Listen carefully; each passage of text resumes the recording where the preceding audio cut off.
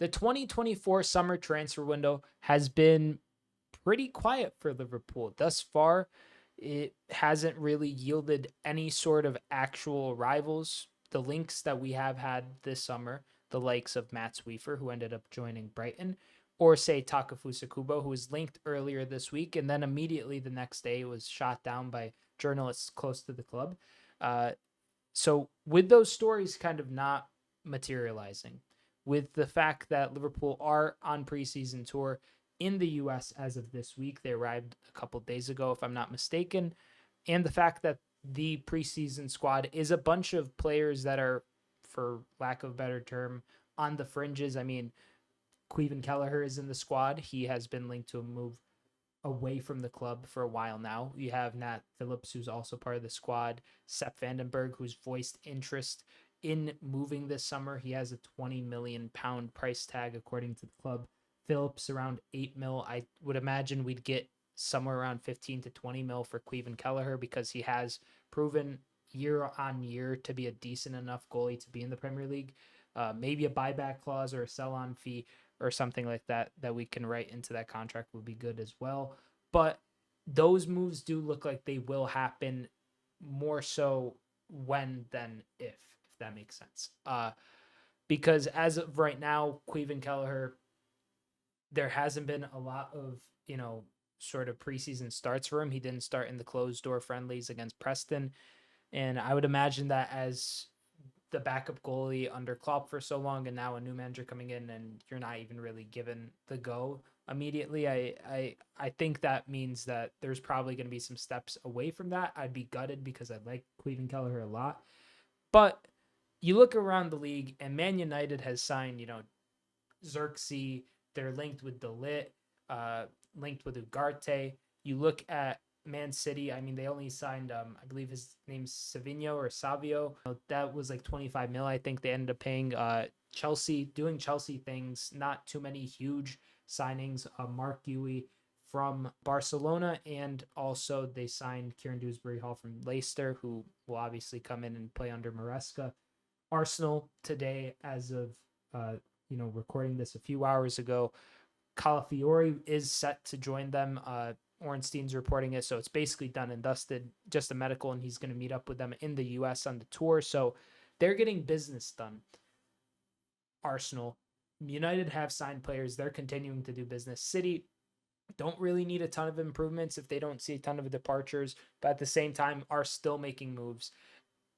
Tottenham even are signing Archie Gray. They're signing, I believe, Bergvall. He ended up making the official move. They're younger players, but still at least they're getting some assets in. Liverpool have only had free departures, so free agents, leaving the club at the expiry of their contract, or players retiring like Thiago, who effectively retired at the end of his Liverpool contract, and if you haven't seen, has joined Hansi Flick in Barcelona, which is really wild in terms of being an assistant coach, if I'm not mistaken. So that's really cool for Thiago. But what's not cool for Liverpool is the fact that you look at the departures, and that spells a big fat goose egg going out. No one's left in terms of financials, that could be gained from it in terms of any transfer fees that have had been paid or anything like that. So no transfers out in terms of finances, no transfers in, because FSG do like to, kind of have a tighter purse, as we know, year on year. They don't love to spend their money too much. They're fairly frugal as owners. So that's no surprise to anyone. But what is a surprise to me is that we're going on this preseason tour, which will be probably the only preseason we have. And within a week now, I think Allison and some of the other Copa America players and some of the other players from the Euros are all set to come back. There's talks of maybe Trent gets an extension, maybe Van Dijk gets an extension. Salah, there's apparently some ambiguity there as to whether or not he actually will. For him, it looks like they're kind of just biding their time, looking for a backup to bring in on the right-hand side to become an understudy for a season or two. And then Salah, the feeling, at least right now, around people who are writing about Liverpool, the likes of Ian Doyle, is effectively the fact that Salah is set to more than likely join Saudi when the time comes for him to leave Liverpool. It doesn't seem like Saudi is that interested in pursuing him this season. So that would mean that it could be the feeling that in the camp of FSG that they don't want to extend Salah particularly beyond this season. Maybe they would like want him for an extra season or two, but Salah maybe wants like I would imagine Salah would want 2 to 3 years. If maybe he wants just one more year.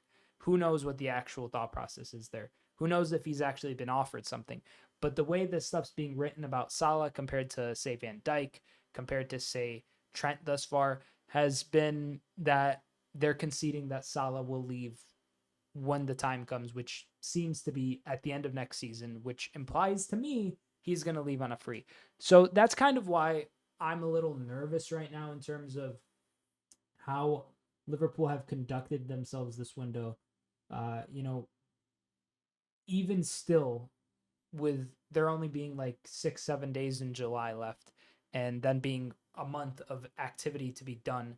I know Liverpool likes to operate behind the scenes and things are kind of kept under wraps, and I appreciate that Edwards is doing that, but it also feels like there won't be enough time to bet in players that we do bring in.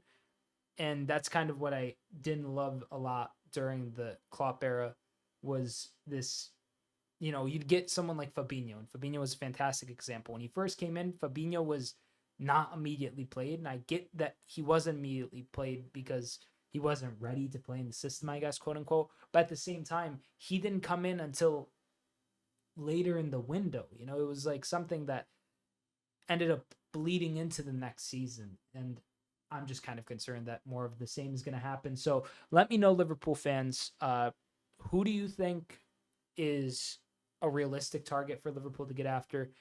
I've spoken at length of, tons of different targets who have gone to other sides. Archie Gray's an example who was linked early in the summer, ends up going to Tottenham.